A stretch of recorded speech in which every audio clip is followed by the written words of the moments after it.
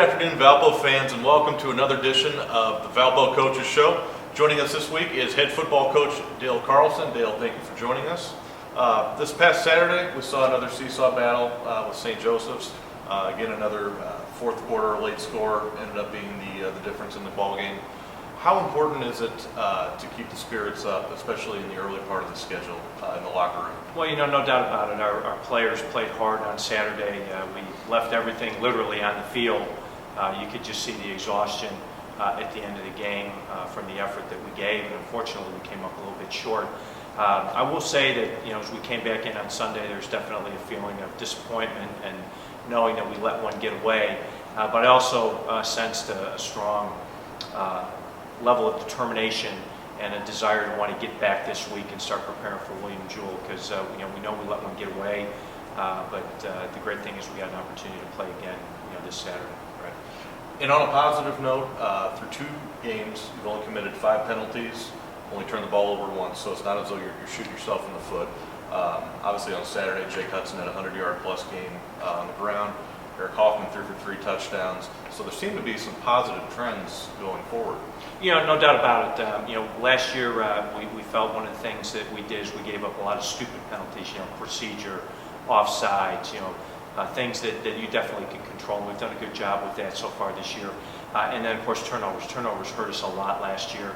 We've only had the one in the 2 games, and so that's a very positive thing as well. And I thought one of the other things too we need to look at is this past Saturday is we only gave up a little over 3 yards a play rushing to St. Joe, and P teams did run the football against us last year, and so that was a positive sign that we were getting some things done with our front 7 in the run game. So again, you look at the competitiveness, you look at how we've worked hard to finish games, play hard through 4 quarters.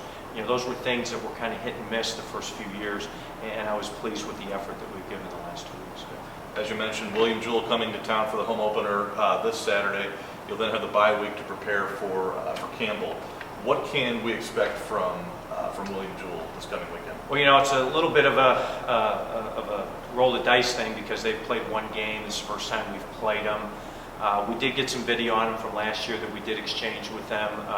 So we've got a handle a little bit on their offense, and right now, their tailback last week, was their offense. He led the team in rushing, led the team in receiving, plus he had a 70-yard plus punt return for a touchdown. So we're going to have to account for him. Defensively, they've got a new defensive coordinator, so basically we have 1 game. Now we do know he's got an NFL lineage. His dad is Greg Williams, who has been in the NFL for a long time. Was with the Saints, now he's with the Titans. So you see a lot of that NFL style 4-3 defense mixed in with some odd front. So, but it's going to be a situation where I'm sure we're going to see some things we didn't see this week. So we're going to have to improvise, as the game goes on. Sure. And also on Saturday, football will be participating in the Spread for Life campaign. Can you tell us a little bit about that? Sure. It's an opportunity for our fans coming to the game to bring a jar or 2 or 3 of peanut butter that will then be distributed to food pantries throughout Lake and Porter counties.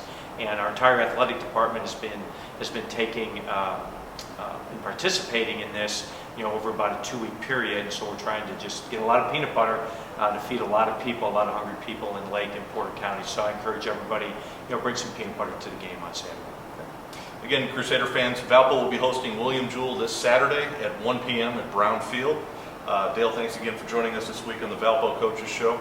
You can follow the Crusaders on Twitter at ValpoFB, like Valpo Football on Facebook, and as always, follow ValpoAthletics.com for all the latest news. Next week on the Valpo Coaches Show, we sit down with women's head soccer coach John Maravich. If you have any questions for him, tweet them to @ValpoAthletics for possible use on the air. Until next time, I'm Brad Colligan. Go Crusaders.